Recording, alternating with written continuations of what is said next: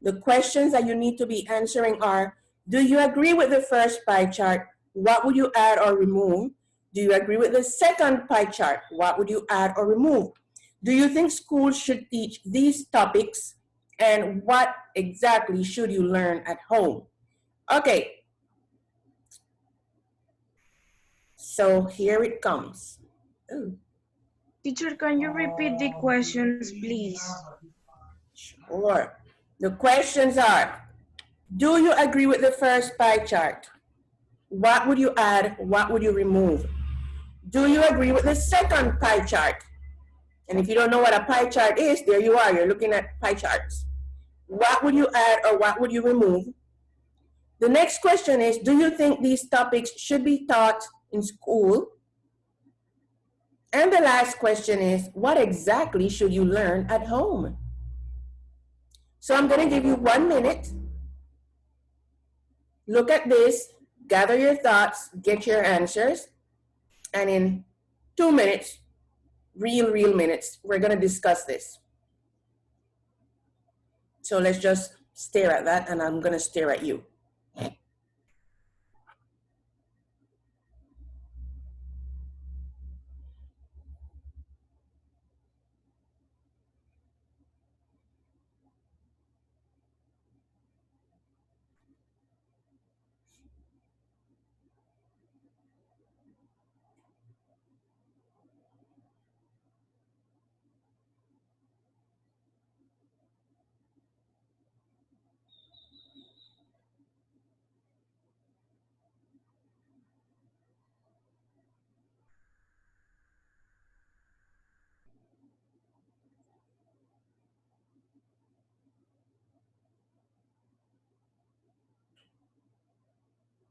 Okay, so 1 more minute.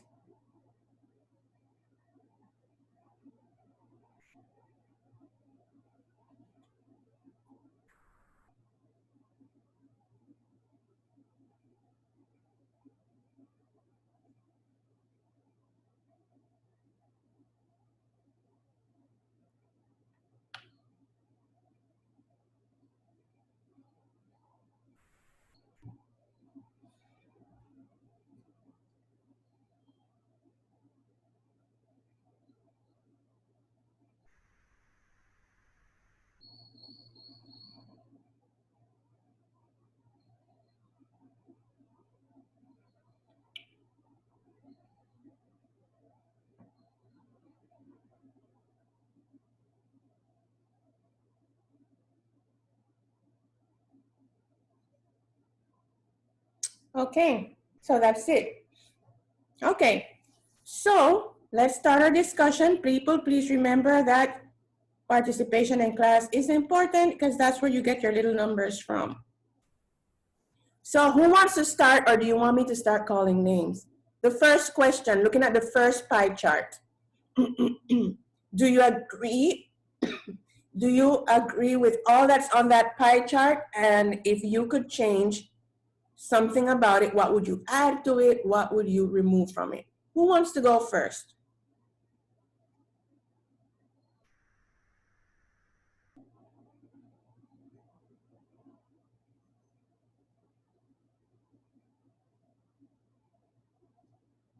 Okay, I would add conversatory. No, but first you have to tell me, do you agree with the first pie chart? Okay, no entirely, no, but it's okay. I mean, that's basic, but I don't like to memorize. But writing and reading is good, and test too. What would you add? Remember, the first pie chart is about what you actually learned in school. What would you add? Conversatories, is that a name? Like the No, thing to do here. conversation. Eso mismo. Okay, so you would add that the things that you learned in school was how to write, read, memorize, test, and conversation? Delete memorizing. You didn't learn that in school. I do, but I don't know. But remember that the first chart is what people learn in school. So do Uh-huh. you agree that part of school is about memorizing? Toto, did you ever have to memorize O Patria Tan Pequeña? Claro. I didn't, but okay. Did you ever have to memorize the multiplication tables? Claro. Did not do Yes. that either, but okay. Did you have to I had. memorize the names of the provinces? I mean, it was necessary for me because Exactly. So then you had to learn to memorize. So then you say that we leave there, right? Read, memorize, test, and add conversations. Is that what yeah, your point of view? yeah, let's keep it like that. If you- Okay, what about the rest of you? Do you agree with the first pie chart? Who wants to be next? I some days ago I watched a video about this. Like they were explaining why A plus grades didn't matter that much, and they start explaining that students try to get those notes, and with the pass of time and long term, they end up having like some of anxiety to get to maintain those A plus grades. But it's somehow how the school make us feel like sometimes our self-worth depends on those notes. And when you have like F, to say it like that in United States, you feel sad for that. But the truth is that you have to know that it's about what you learn instead of what the grade that is. It doesn't define you. And it is like that. Like we have like a learning mechanism of memorizing, repeat, make test, memorizing, repeat, make test sometimes. And they make that the example of Finland, that they have top students and they don't do exactly tests about it. So I think I don't agree entirely with the first chart. I think they will add more things about learning in life, like things that are in the second chart, that are also important to you to develop something. It's not, if you have like A plus grades, that doesn't entirely say that you will have, that you will be a Success. efficiently, exactly, a successful human being. There are scientists that says that people that have B or fours in now in this country, they are more successful sometimes. Yeah. Yeah, but the first chart is just saying in general, what is the reality? Okay. So that's, we might not like it, but do you think that that is the reality? That school is only emphasizing how to write, read, memorize, and do tests instead of other things? Okay, so who else wants to answer that first one? Go ahead, Moises.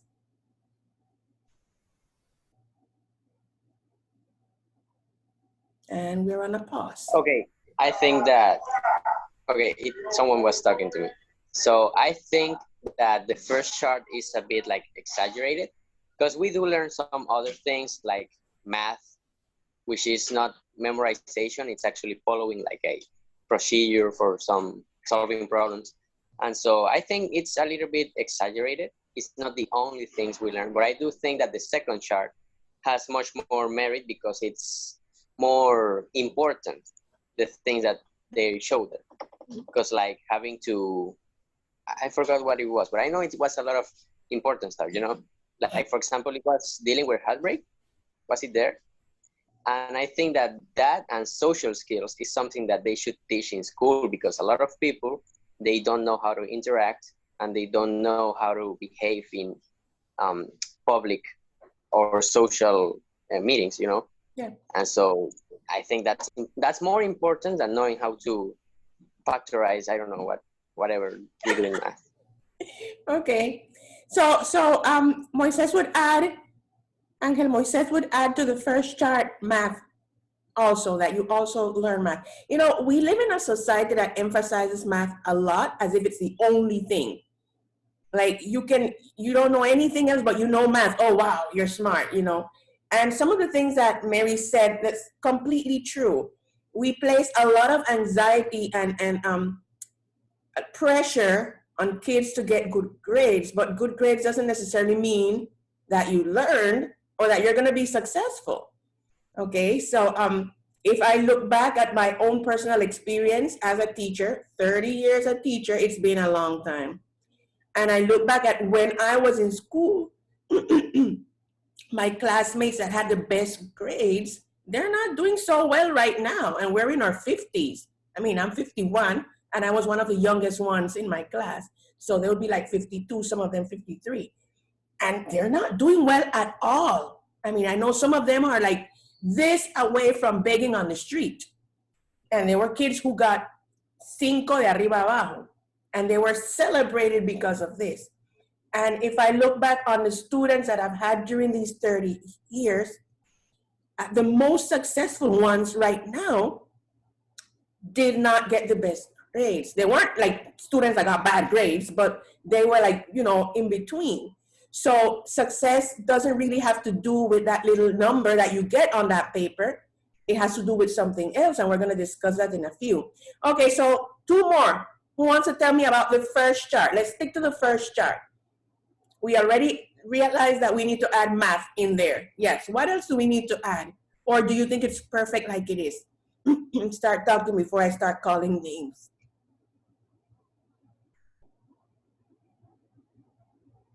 And I'm gonna start calling names. Let's see who looks cute today. Brenda Lucia, come on, talk to me. What's your opinion? Me. Yes.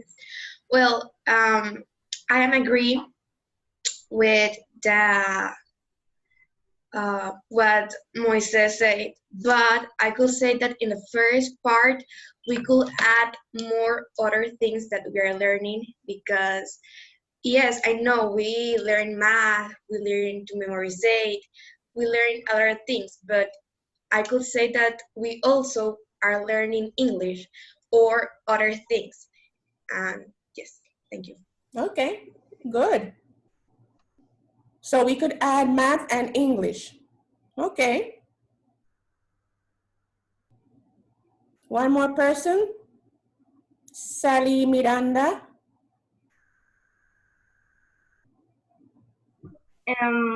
Okay, well, I'm agree with the first chart, okay? But I think maybe I could keep test, you know, because maybe schools could find another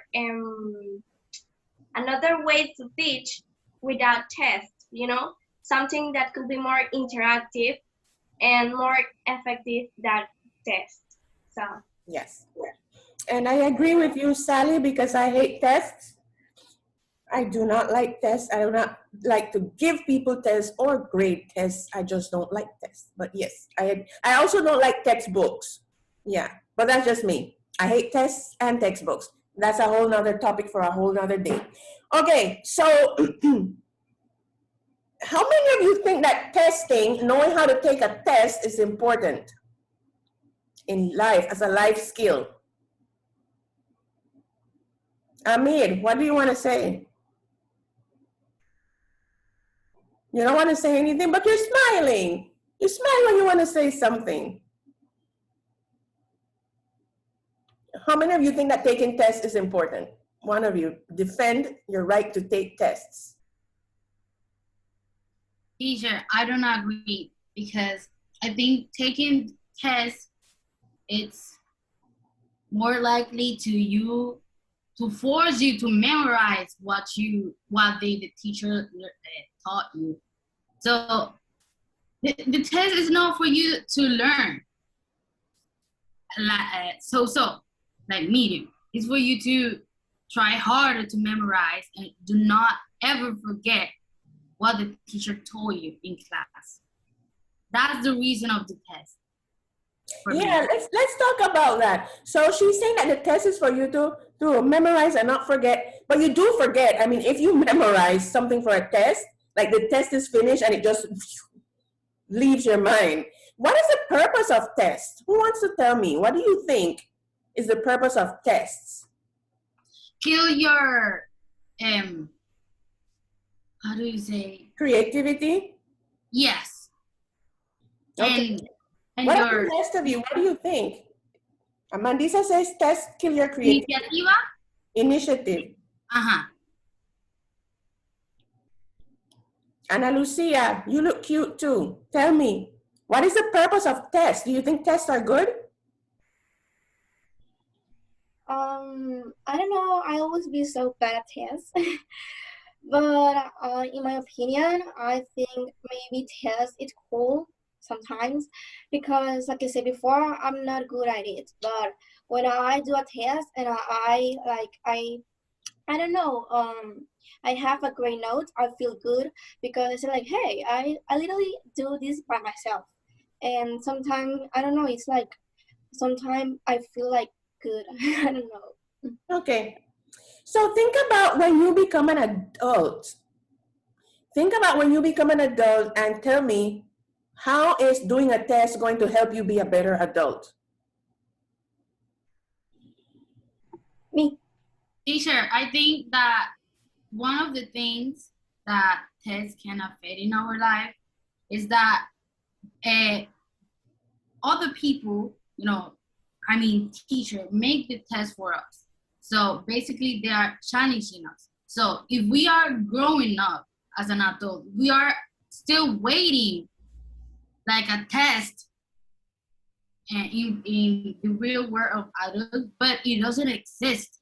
And we get stuck because we need to find that same, I don't know, like physical meaning of, to solve something, but it won't work because life and decision will not be like your test. And that's one of the things that affects. I see your point. So my question is this. Do you think that a lot of times doing tests, you don't make tests unless you're a teacher, you do tests when you're a student. So doing a test, do you think it affects your self-esteem?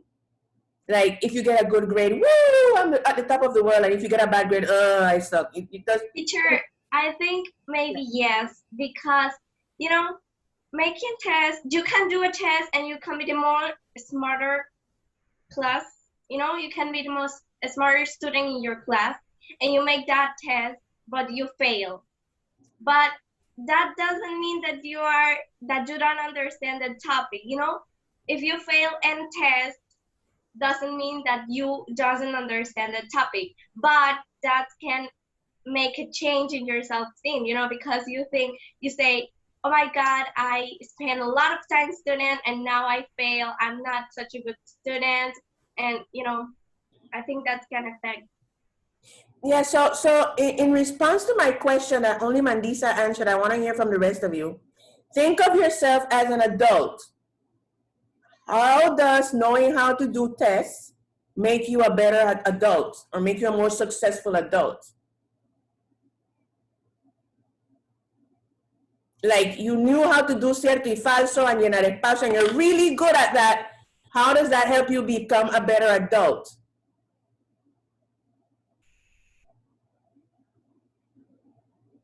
Teacher, before they jump to before they jump to other conclusions, Sally made me think of a crazy idea of society. Oh my goodness. Oh my God! Wow. Right. Okay. You know the topic, but it's hard for you to put it in the test. But my crazy idea, I think that society tries to know what's inside of you, to know if you're following all the concept of stereotypes. Okay. I don't know if I'm crazy. Robert, I hope you can understand me, teacher. I understand you. I do. I live with you. Okay. What were you going to say, Angel Moises? Maybe in university you have to take tests. I don't know. I haven't been to any university. Yes, you do. Lots and lots. But how does that make you a better adult? And you're in university, then that can help you graduate with more like, I don't know, when you graduate from university, you get like a diploma, right? And you can be graduated with honors or something like that. I don't know. And so if you're better at that, you might get a better job, something like that. No. Not always. No, that is false. You It- can be a person with many degrees, títulos degrees, degrees. degrees, the best note, and when you are going to find a job, they only pay you like 200, something like that. They're like, one more. Listen, Teacher, people. or there is not work and you have to work like on McDonald's and you have like a professional degree. So Yeah. But listen, think about it like this, people. All of you have been to the doctor, medical doctor at some point, right? Yes? Did you ever ask your doctor if he was the best in his class? Why didn't you ask? I didn't have to ask. Like I do, I look at the wall and I see the thousands of things like in the wall. Like Okay, but did you? But maybe he wasn't the best in his class. He has a degree. You know, definitely you hope your doctor has a degree. But did you ask him if he was the best? Even if you hadn't seen that, would you ask your doctor, listen, doctor, before I take off my shirt, were you the best in your class? Would you ever do that? Why not? I think because he's a doctor. Is obviously he maybe will not be like the best in the past. But what if when he grow up, I don't know, he just like, you know something, I have to be more good than I am, and they just say fuerza. How do you say that in English? Makes an effort. Yeah, makes an effort, and they boom. But Hey, you don't know that. See, you don't know that. Because in university, they cheat. Doctors cheat. And don't use the word cheat because most of you can't pronounce it probably. And it sounds like something else. So don't say, I can say cheat. You can't. Okay. So a lot of them, when they were students, they cheated on their tests. Okay. And now they're doctors. But you didn't ask. Why didn't you ask? Because it's not important. It's not important. So yes, when you go to university, you have to do a lot of tests, a lot. But my question is are those tests going to make you a better human being? Are you going to be a better adult because of it? And I don't think anybody can answer that honestly. People are saying no. Some of you are saying no, but I have radical ideas, so I'm not going to say anything, but think about it like that. Okay, so that was the first pie chart. In the first pie chart, it says that what we learned in school was how to write, how to read, how to memorize, and how to do tests. And if you paid attention to the chart, and I'm going to put it back up so you can look at it, it says half of what you learned in school was to read, write, and memorize, and the other half was how to do tests, meaning that most of the time you were doing tests. It's true. Question is, why then, if there's not this huge benefit to testing, why then do schools insist on giving you tests? Answer that. Let me put back up the pie chart so you can look at this. Because they get used to it. I don't know if I say correctly. They get used to it? Yeah, probably, but what does that mean? There's the chart. See, half of it is read, write, memorize. The other half is to take tests, meaning that you spend half of your time in school taking tests. That's true. Every week you have 1 or 2 or 3 or 4 or 10 tests. Why? Why do we still test students? What would happen if there were no tests?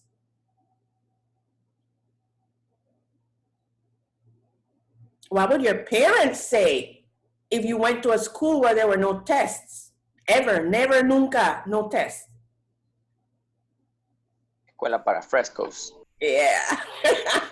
What else?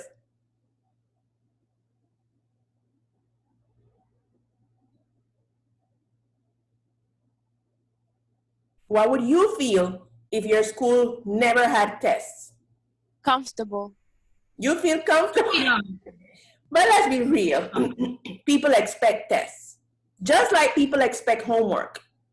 And parents think, and a lot of this has to do with parents, a lot of parents think that if your child comes home from school at 3 and it's 10 o'clock and he's still doing homework, it's a good school. That's not true.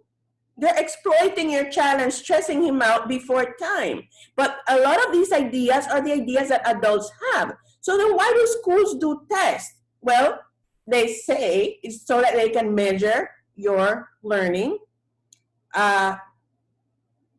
In the case of the trimestral exams, it's to get your parents to pay. But the truth is this: if there were no tests, then there was no way to find out if kids were actually paying attention to class. That's probably what I think that not only tests measure our capacity, we can do like experiments or projects that prove that we are learning. Like, well, in example, in science, for me, it's like it's better that we make a scientific project to instead of doing a writing test, because sometimes I fail in tests and I know what I need to do. I know the el tema, the topic, and I know what it's about and all things, but my nervous or things that pass in the moment, I fail. And I think that's like tests are nothing, not measure nothing, because I know that I am intelligent. Yes, I'm loving your fingernails. Thank you.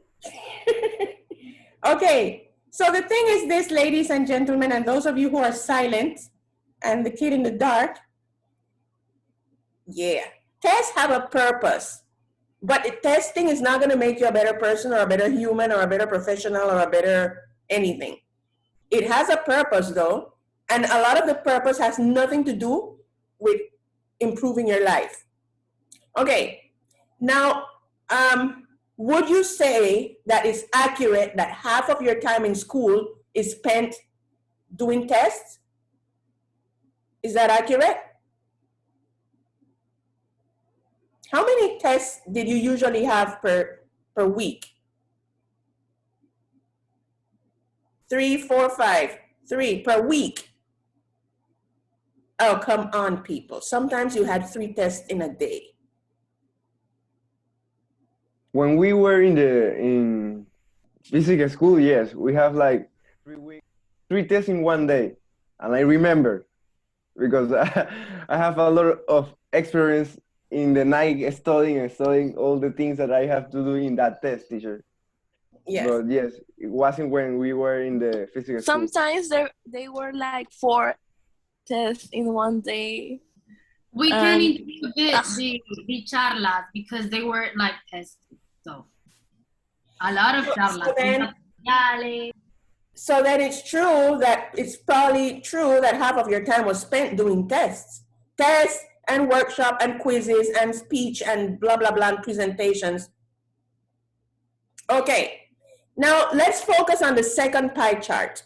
I'm going to show you the image again, and you are going to answer the same questions. Do you agree with what that chart says? And people, the reason why it's called a pie chart is because it's round like a pie, okay? And then that's why it's a pie chart. Do you agree with that, with what the chart says? And what would you add or remove, meaning of the topics that are mentioned there? So let's look at the second chart briefly, because you already got a look at it. I'm going to give you a few seconds to look at this. And then those of you who haven't spoken yet, which is like lots of you. Okay, so the second pie chart says what I wish they taught in school, how to embrace failure, how to deal with heartbreak, how to stay motivated, how to live a balanced life, and how to believe in yourself. So this is giving me 5 topics that the person who did this wishes he had learned in school. Okay, the silent ones. Let's start with Genesis Aparicio. Do you agree with that second chart? I think yes, because when we are at school, and we do a test, for example, and we fail, it's not like we are intelligent. It's like, yes, we could have not studied, but there are also like other things that can influence in us. Like maybe when we were at home, something bad happened to us, or we have like a mental breakdown and we feel like just sad or depressed, and then we're like, oh, I just don't want to study, I'm not in the mood, and things like that. And then when we go to school, that affect us in our, and that can be also reflect like how we act in school in the moment or in our test. Like sometimes it hasn't happened to me, but imagine like some student is having a bad time and the teacher notices and talks to him. So I guess it is very important because that influence a lot in our lives. So then what would you add? What would you add to that pie chart? Are you talking about the part that says how to embrace failure, or would you add something else to it?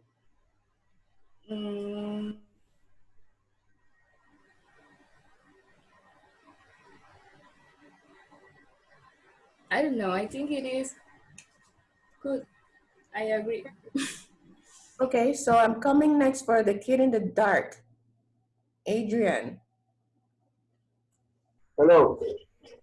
Hello, Adrian.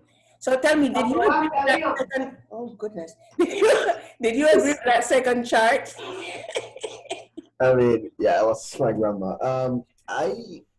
Well, it's not about staying motivated and what it's also said. This is something along the lines of like dealing with failure, which is something that really school really does the opposite of teaching you how to deal with failure. It tells you that if you fail, you are a failure. They validate you in the sense that, oh, if you have perfect grades, we'll do the ceremony for you, and if you don't, well, you're screwed. And the same yeah, exactly. And the same happens to the way it says teaching how to stay motivated. That's really hard because there's these kids that when they grew up, like when they grew up on school, they basically had everything so easy that there's a point where they don't even try anymore because they're not motivated, and then they crash because now they have like this easy mentality against a higher level, and they really don't stay motivated.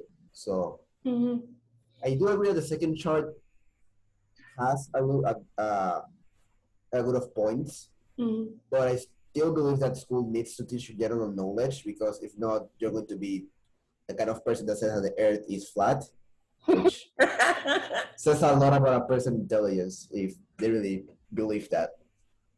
Did you know that there are a group of people who are saying that the earth is flat? I was watching a documentary the other day and I was like, really? In the 21st century, there are people saying this? Fun fact about the documentary. In that same documentary, they prove that the earth is round. That is the most hilarious thing ever. They spend so much money and they prove themselves wrong. Okay. Okay. So you would leave it as it is, and there's nothing that you would add to it, Adrian? I will add that they need to teach general knowledge, like general knowledge. But okay. I would add that they need to teach about money. Okay, Layali, what do you think about the second chart? Do you agree with it, and what should be added? I'm agreed with the second one because they can help you to go through school, to deal with the school, with the subjects like math, because you can get so stressed and you can concentrate with the subjects, and they can help you a lot if school teaches the lessons. Yeah. So you think that school should also teach you how to deal with stress? Is that what you're saying? Yes. Yes. Okay, good. And Diana Otero, talk to me. Well, I agree with it. Very eloquent. What do you think should be added? I thought the same thing that Layali just said, that schools should teach how to deal with stress, because I get stressed really easily with homeworks and this stuff, and I have to keep it to myself. I just have to drown all that stress because I can't talk about it with anyone and no one will help me in my house. So I think it will be good to deal with stress and also frustration. Mm-hmm. Mm-hmm. Good points. How to deal with stress and frustration. It also mentions how to stay motivated. People, this whole thing about motivation, we have this strange idea that somebody has to motivate us. That's not how it works. You motivate yourself. So probably one of the things that would need to be taught is how to motivate yourself and how to stay motivated by yourself. Because you always hear people saying, ay, no me motiva. Ay, perdí la motivación. Hey, you have to motivate yourself. You have to be your cheerleader. You have to pull yourself up and pump yourself up and get stuff done instead of sitting down and waiting for somebody like Chapulín Colorado to come and motivate you, like, pow, motivate. No, that's not how it works. Okay, so let's go to Natalie. Tell me, Natalie, do you agree with what's there in the pie chart number 2, and what would you add to it? Okay, yes, I'm agree with the chart, with the pie chart. And I could add that in schools, we should learn like how to deal with money. Because when you're like an adult, you spend your money in things that you really don't need. So I think it's like important to know how to divide our money in a good way. So that's what I will add. Good one. Aranza? Well, I would add 2 things. And I agree with the most of the things, but not with the heartbreak thing. So I will add how to find in what you're good at, because maybe your intelligence, always your intelligence is measured in school if you're good at math or not, if you're good at science or not, but what if you're good at art or at music? Mm-hmm. So how to find in what you're good at and be supported, not underestimated. Mm-hmm. That's an excellent point, Aranza, because it is true. We have different types of intelligence, and everybody is intelligent. Everybody is intelligent, but for different things. Okay, so there are some people who are going to be good at math. Some people are going to be good at chemistry and physics, and good for them. But that doesn't mean they're superior to the people who are good at writing or arts or music or dancing. There is no superiority. But sometimes the school system is designed to make kids believe that if you're not good at math, you're dumb. Like, oh, ¿qué saco de matemática? 3. No, bruto, and that's not fair, and it's not true. Because if you look in the world, we need different types of intelligences for different things. We need people who know how to entertain. We need people who know how to cook. We need people who know how to build a house. We need people who know how to help you when you're sick. So we need all of these different things. And we need to stop this idea like, oh, he's great in chemistry, he's brilliant. No, not necessarily true. Everybody is intelligent. So my next question to you is, okay, so Aranza mentioned how to deal with heartbreak should not be there. What do the rest of you think? Do you think how to deal with heartbreak is not important? Should it be there? Should you learn this in school? What do you think?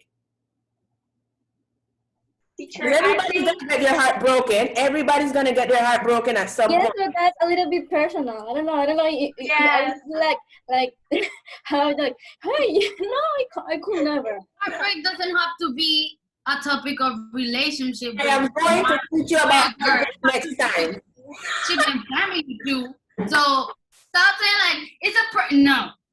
I agree with Yes, because that's a little bit awkward. I mean, a little bit awkward to talk that topic to a person? Like, no. It depends. I would talk about it. If you tell me next week we want to know how to deal with heartbreak, then next week we're talking about it. I don't have a problem with it. And you don't have to tell me your story. You just have to know how to deal with heartbreak, because people, every single one of you is going to get your heart broken at some point. It's going to I want to know, teacher. You want to know? It's going to happen. So maybe it is an important topic. Maybe it is. It all depends, okay? Okay, so the things that we would add to that would be how to deal with money and how to deal with stress, how to deal with frustration. Anything else we would add that we think we should learn in school? Teacher. Yes. You made a good point that made me realize that the whole circle, it's always referring to not just yourself. That means that they want you to depend on someone else. And I think that prevents you to be initiative and, and have your own instincts. So what I'm trying to say that they prevent you from your own thinking. So like every people that are asking for help, instead of, trying to find the answer by yourself, in this epoca, they are always trying to say, ask your friend and Google it, okay? Google it, go on the internet. I don't have the time for you. And I think that they should add how to like concentrate more in yourself and not depend on others. Oh, how to be more independent? I mean, like the answers that you are trying to look in your life. Okay, I got it. It's how to be more emotionally independent. Yes, that's true. Okay, so then the last question is, then if all of these things should be taught in school, how to embrace failure, how to deal with heartbreak, how to stay motivated, how to live a balanced life, what's the other thing? How to believe in yourself, how to deal with stress, how to deal with frustration, how to handle money. If all of these things should be learned in school, then what exactly should you learn at home?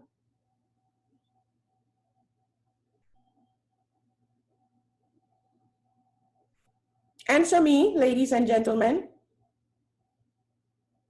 Can you still see me and hear me, or did I disappear? I'm there? Okay, because you never know with Cableonda. So what exactly should you learn at home? Respect others. Okay, how to respect others. What else? Because we're putting all the responsibility on school. Tell me about home. How to be humble. How to do homework. No, humble. Oh, how to be humble. Okay. Yeah. You scared me for a minute. I think it could be also like how to deal with people, because when you're in school, you know that no le vas a caer bien a los demás siempre. Everybody's not gonna like you. Yes, and you don't have to be like rude or like want to fight just because of that. Yeah, you see, the thing is that it's not important who likes you as long as you like yourself. And that's the thing that a lot of people don't get. We fight so hard to make other people like us. And then we don't like yourself. Ni tú mismo te caes bien. But we want everybody to like us, So it's kind of like what Mandisa was saying. Like, learn how to focus more on your own, liking yourself, respecting yourself, being kind to yourself.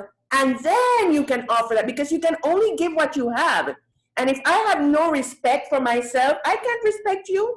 And if I don't like myself, I can't like you. And if I don't approve of myself, I can't approve of you. So yeah, but people, what else? Okay, no, do you think it's fair that all of this should be learned in school? And only a few things to be learned at home? Or do you think that school and home have to work together? What do you think? Last question. There are things that have to be like teach in the house and others like in the school. It's like it's like a 50-50. In the house, you have the parent have to teach you how to have values and all the things that my morals. Morals and all that things. And in school, you can like reforzar, Reinforce. reinforce all those stuff that your parents teach in the home. Good. Anybody else? I believe that it should be like 70, 40. Yeah, 70, 40. 30, but who gets a 70? Like school, because like the way I see it is that school is an institution and the institution doesn't change. However, there's like many variables when it comes to a home. Like my home business and somebody else's home place, and they're not going to have the same values as me. But in school, we have to get into this mutual agreement of some sorts, like a middle ground. That's why I believe that it should fall more into school, and then like leave the rough edges to the parents.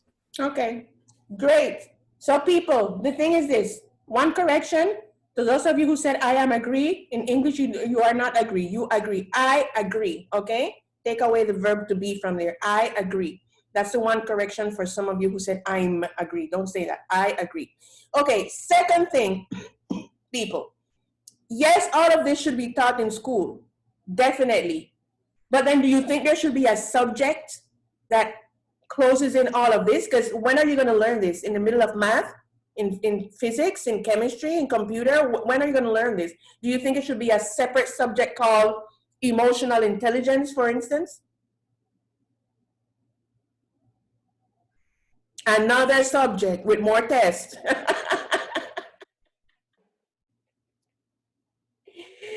Okay, people. So that was it for today. Remember to read the book. Make sure you're up to chapter 10. Chapter 10, because that's where we're at in your module 3. It was nice seeing your lovely faces. See you next time. Bye-bye.